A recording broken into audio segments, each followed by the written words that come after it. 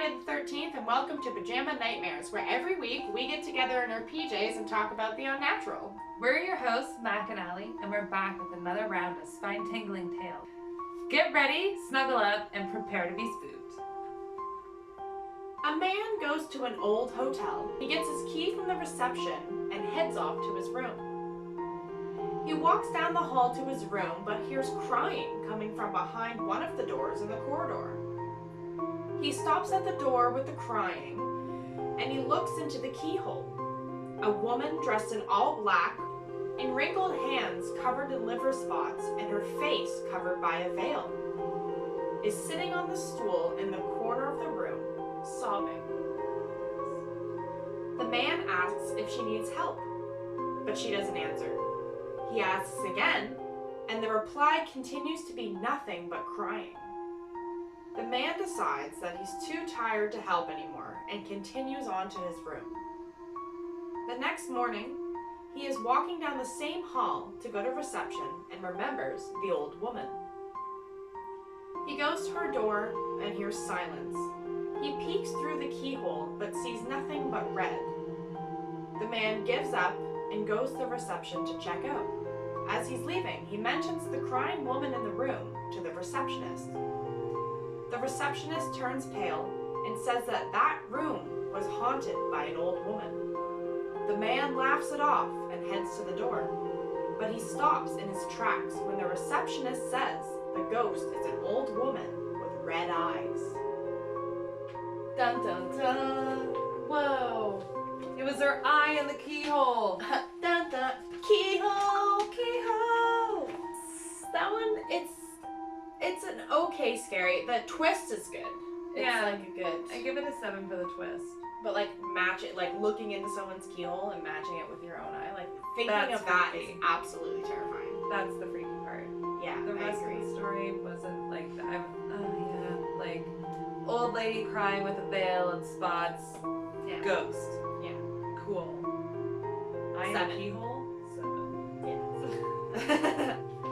All right, number 2. A short one, but I think you'll find it a little creepy. It's in the first-person perspective of a child. Mommy told me never to go to the basement, but I wanted to see what was making that noise.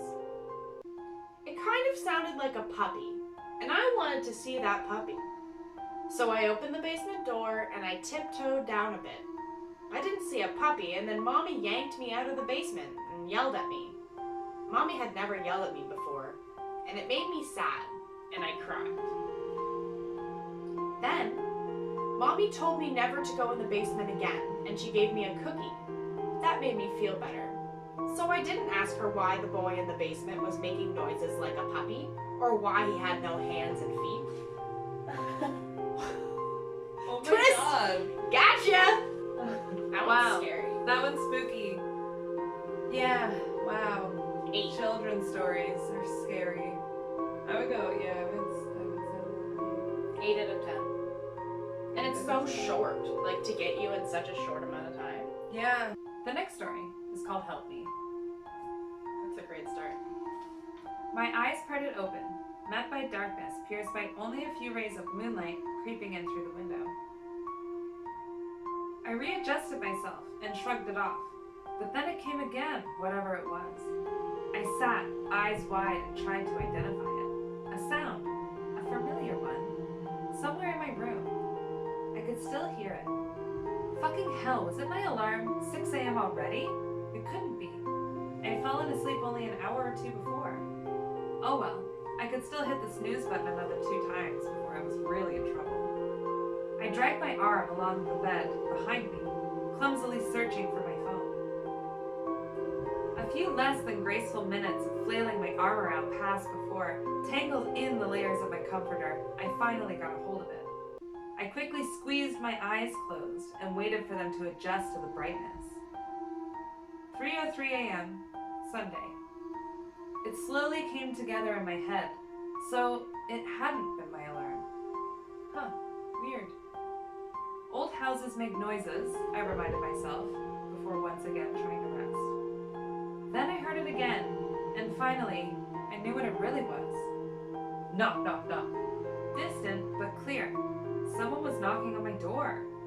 I reached over and turned on my bedside lamp, and then I saw. Whoever was out there really needed something. Not only were they at my bedroom door, meaning they had entered my house in my sleep, but the door shook with every knock, and I was sure it was going to give in and collapse at any moment. I tried to suppress the growing pit in my stomach and reminded myself to think rationally. Who has the keys to your house? Who would show up unexpectedly? I asked myself, trying to tune out my surroundings. Mom? I called out into the darkness. No, it couldn't be. She left 2 or 3 days ago, and she would have called if she forgot something here.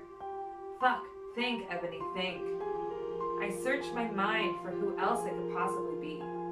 I hadn't heard from my younger brother in 5 years. My sister was either in a bar getting laid and wasted, or locked up in another rehab that would do her no good. And my older brothers wouldn't dare break that restraining order again. So who in the hell is knocking on my door right now? At last, a moment of silence came. I could think clearly. Slowly, I crawled out from under the covers and looked for any sign that someone was standing outside my door. Was it over? Then it hit again, faster this time. It had changed from loud booming knocks to a frantic knock, knock, knock, knock, knock that seemed to go on forever. I sat still. My thoughts began to spiral. This is how horror movies start, I thought to myself. Some young, attractive black woman who's minding her own business, living alone in the middle of nowhere, gets a random knock on her door at 3 a.m. and this is how people get murdered. I have no friends, no family. No one will even know I'm gone. I'm gonna die. I'm gonna die. I'm gonna die. I'm gonna die. I'm gonna die. I shook my head, whispering to myself, Ebony, you are a strong, capable woman who's defended herself alone for years. Get it together and go find out what's at your door. Against my better judgment, I walked weaponless up to the door and took a long, deep breath. Not a good idea, but okay. It's something to do, I guess. Shut up, I screamed at them. Immediate silence. I swung the door open and prepared to be stabbed or shot on sight. Instead, I saw a familiar tall build accompanied by a head of greasy brown hair and a hoodie jeans combo I could have recognized in my sleep. I was really starting to hope I was dreaming. Roger? What the hell? I looked up at his squarish face. He was biting his lip, and his eyes darted around the room from wall to wall, only momentarily resting on me. Ebony, he exclaimed, and moved forward with open arms. I was hit with a strong waft of something putrid. Wrinkling my nose, I assumed it was him. I instinctively stepped back and waited a moment, taking it all in. What the hell are you doing in my house? I asked, raising my voice slightly. Please help me, sweetheart. Please, please help me. He kept repeating as if on a loop. I continued to back away. His voice shook as he spoke. I looked him up and down, noticing the rest of him did too. He ran one hand through his hair and waited for a response. First of all, don't call me sweetheart. Second, what are you doing here? What's going on? I asked. I think you know exactly what's going on here. Please, Ebony, help me. I'm scared. Please help me. He stared directly into my eyes. Scared? Scared of what? All I knew is that I didn't really care and I wanted him gone. I hadn't heard from him in quite a long time. I had tried my absolute best to forget our tragic relationship, but here he was. A living, breathing, walking reminder of every moment I had tried to erase from my brain. Get the fuck out of my house. How did you get in anyway? Do you still have a key? I tried once more to step back, but he always closed the gap between us. I need help, Ebbs. I want to come see you, since I need your help. He paused to breathe, and his body visibly loosened up.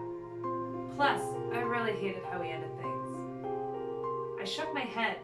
He couldn't be serious. This could not be happening. This must be a dream. It must be. Fed up and unafraid, I simply walked past him and headed to the kitchen. I was not going to deal with this imbecile on no sleep and no caffeine. He followed behind me like a lost puppy. What do you mean, hated how we ended things? I asked. I barely even remembered what caused us to split. He ignored my question. Ebsy, I told you, I'm scared. I'm so scared. I need your help. Please, Ebsy, please help me. I tried to walk faster than him, but I felt him catching up. The scent grew both stronger and more repulsive the more time I spent with him. Did I even want to ask? What is it you're afraid of, Roger? And stop it with the stupid nicknames. I responded without even looking back at him. I need your help. Can I stay here, sweetheart, please? No, no, no. I stopped suddenly, causing him to land a bit closer than I was comfortable with, but I dealt with it. You barge into my house at 3 in the morning and wake me up when I don't even know how you got in here. You're asking me for help and not telling me what you're so afraid of. You're sure as hell not going to disrespect me patronizing pet names after we've been broken up for years. You're already so damn lucky I haven't called the cops yet. How did you even get in anyway? I asked, fuming. I did a visual search around me. No open or broken windows, no doors left ajar, no way in or out. He started laughing, a deranged, nonsensical laugh. You wouldn't call the cops on me, Ebony. You're sick of talking to the cops, he wheezed while he spoke. One miserable year of living together, and now he knew too much. Completely unprompted, he bit his lip again and returned to the worried expression he had when I first saw him here. Please help me, he repeated. He tried to place a hand gently on my shoulder, but I continued walking away from him. How did you get in here, Roger? I yelled. He took a step back. His eyes widened. His lower lip quivered, and I saw him swallow hard. I'm scared, Ebony. So scared. I'm so scared, Ebony. Please help me. Please help me. His hands balled into fists. What was he so damn afraid of? Why couldn't he tell me? Think, Ebony, goddammit. Think. Remember. Roger, what's... Before I could even finish my thought, he started screaming uncontrollably. Help me, Ebony. Help me, please. You have to help me. Please help me. Help me. He went on without pausing to breathe. More and more, louder and louder, his expression became increasingly unhinged. I held on to it as much as I could. I finally screamed back at him. Roger, what are you so afraid of? He stopped and shot a look at me that pierced into my soul. Then he coughed, and then again, and again. He fell to his knees in a violent choking fit, and I froze. He tried to respond, but every attempt was swiftly interrupted. Before long, he was coughing up thick blood, and it started to gush out of cuts forming in his neck, blood running down his chest. It seemed to be everywhere now. All over him, spreading across my floors, on the walls and countertops, were red handprints while he tried to get himself back up. I watched him there, convulsing on my floor, a gore-covered mess, blood and saliva spraying out of his mouth and narrowly avoiding me.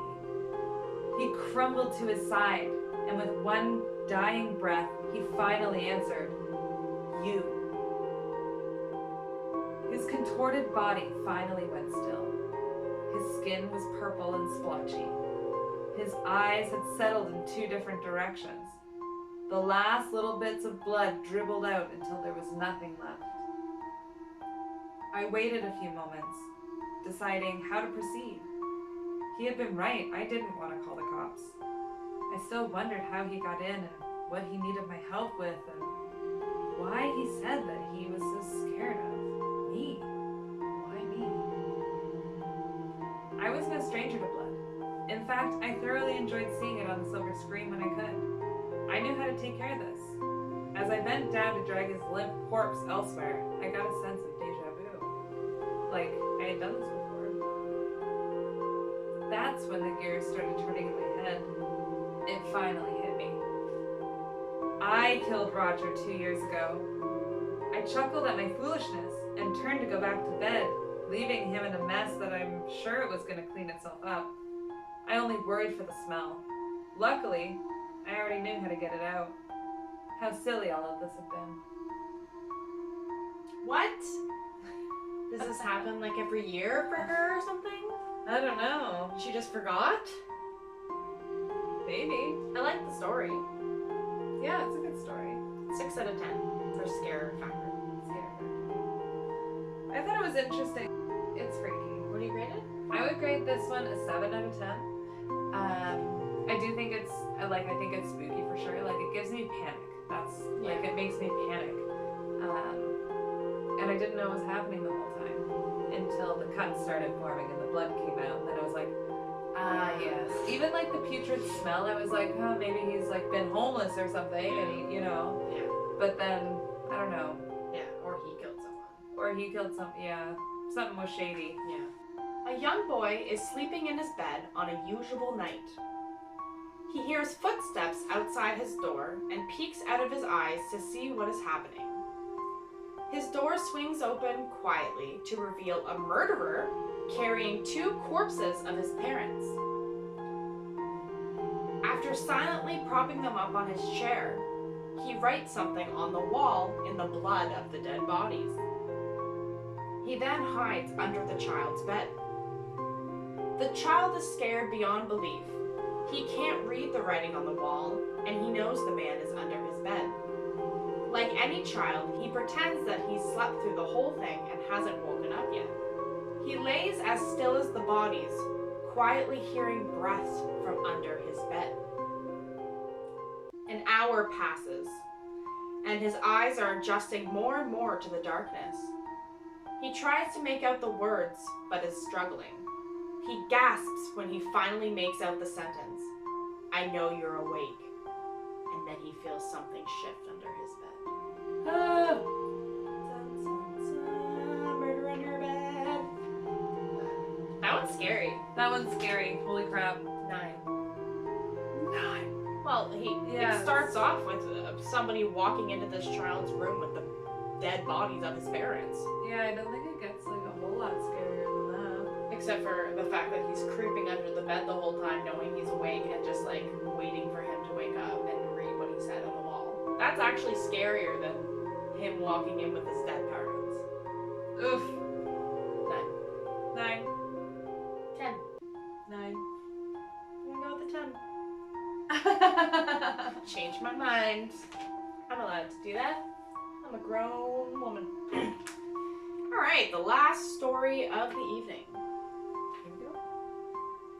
When I was a child, my family moved to a big, old, 2-floor house with big empty rooms and creaking floorboards. Both my parents worked, so I was often alone when I came home from school. One early evening when I came home, the house was still dark. I called out, "Mom?" Then I heard her sing-songy voice say, "Yes?" from upstairs. I called her again as I climbed the stairs to see which room she was in, and again I got the same "Yes" reply. We were decorating at the time, and I didn't know my way around the maze of rooms, but she was in one of the far ones, right down the hall. I felt uneasy, but I figured that was only natural, so I rushed forward to see my mom, knowing that her presence would calm my fears, as my mother's presence always did. Just as I reached the handle for the door to let myself into the room, I heard the front door swing open and my mother's voice called, "Sweetie, are you home?" I jumped back, startled, and ran down the stairs to see her. As I glanced back from the stairs, the door of the room slowly cracked open, and for a brief moment, I saw something strange in there. I don't know what it was, but it wasn't my mother, and it was staring at me. Dun dun dun. I'll probably give that one like a 7 or 8, like 7.2. Yeah, I would give it an 8. Imagine something imitating your mother and you believing it enough to go past your instincts to go see it. Thanks for joining us on this spooky pajama journey. If you like the thrills and chills, don't forget to hit that like button and subscribe for more bedtime stories with a twist. Until next time, stay cozy and sweet dreams. Or not.